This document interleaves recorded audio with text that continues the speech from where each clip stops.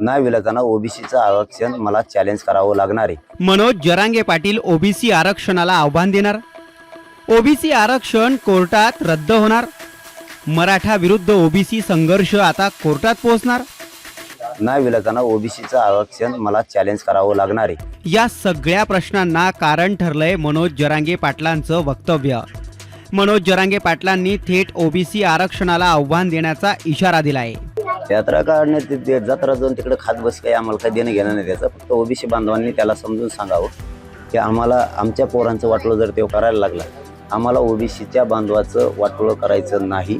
गोरगरिबांच्या लेकरांच्या अन्नात माती कालायचं नाही। पण ते जर आमच्या अन्नात माती कालत असेल तर तुमचं वाटोळं त्याच्यामुळं व्हायलंय हे तुम्ही ओबीसी बांधवांना गावखेड्यातल्या सगळ्यांना समजून घ्यावं।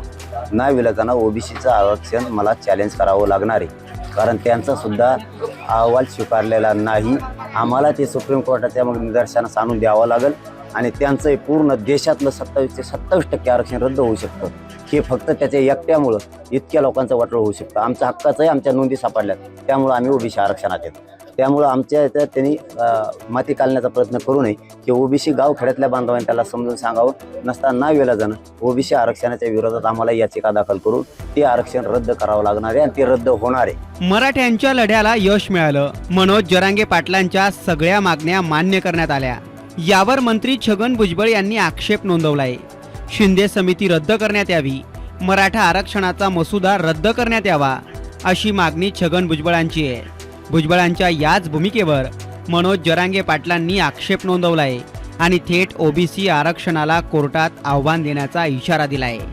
नाविलाजानं ओबीसीचं आरक्षण मला चॅलेंज करावं लागणार आहे। मनोज जरांगे पाटील ओबीसी आरक्षणाला आव्हान देणार का? मराठी विरुद्ध ओबीसी हा लढा आता न्यायालयात पोहोचणार का, की यावर सरकार तोडगा काढणार हे येणाऱ्या काळात लवकरच कळेल। ब्युरो रिपोर्ट, साम टीव्ही न्यूज, अहमदनगर।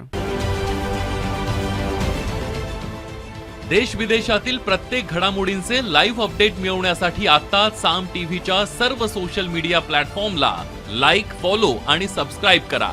तसंच सर्व नोटिफिकेशनसाठी बेल आयकॉन प्रेस करायला विसरू नका।